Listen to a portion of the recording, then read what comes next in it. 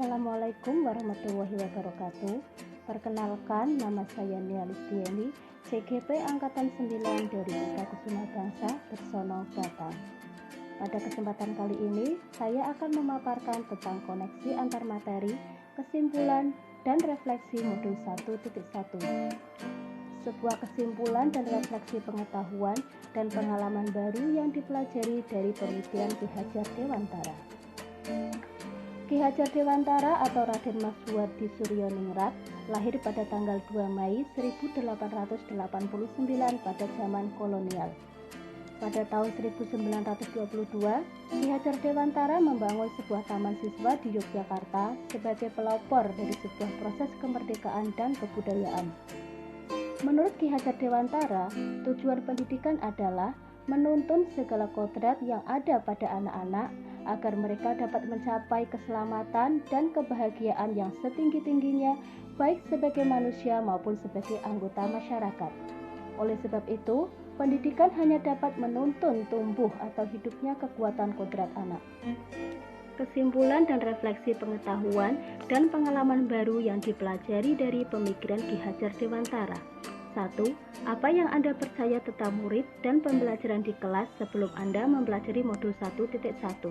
Sebelum mempelajari modul 1.1 mengenai refleksi filosofis pendidikan nasional Ki Hajar Dewantara, sebagai guru saya meyakini beberapa hal sebagai berikut. Pada kegiatan pembelajaran, lebih dominan ada pada guru. Guru lebih aktif daripada murid.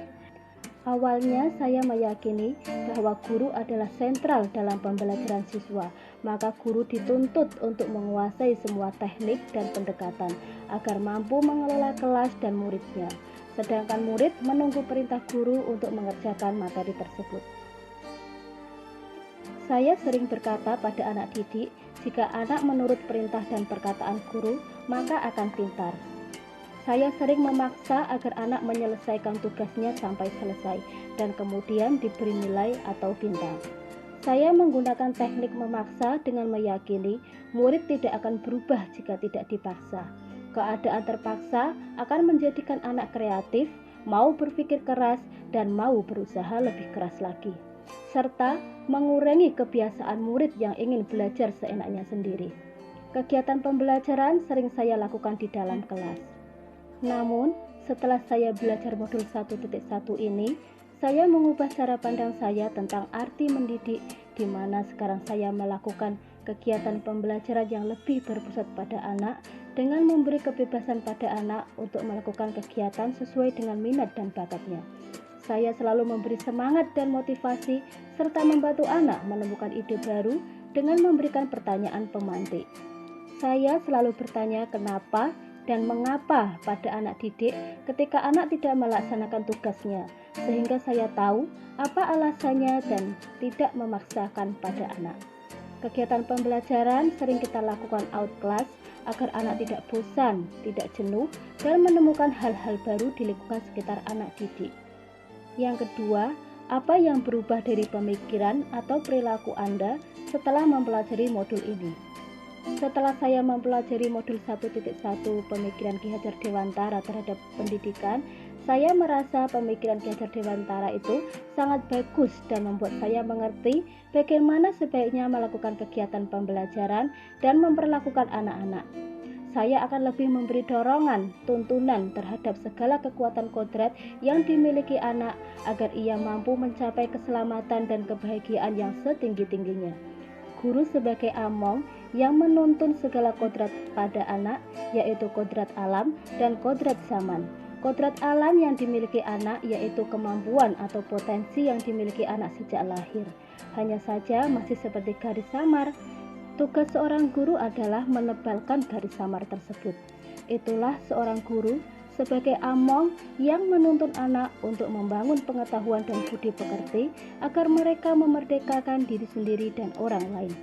Pendidik juga harus menghargai keragaman, bahwasanya setiap anak mempunyai sifat unik yang artinya mereka mempunyai kemampuan yang berbeda-beda antara satu dengan yang lain.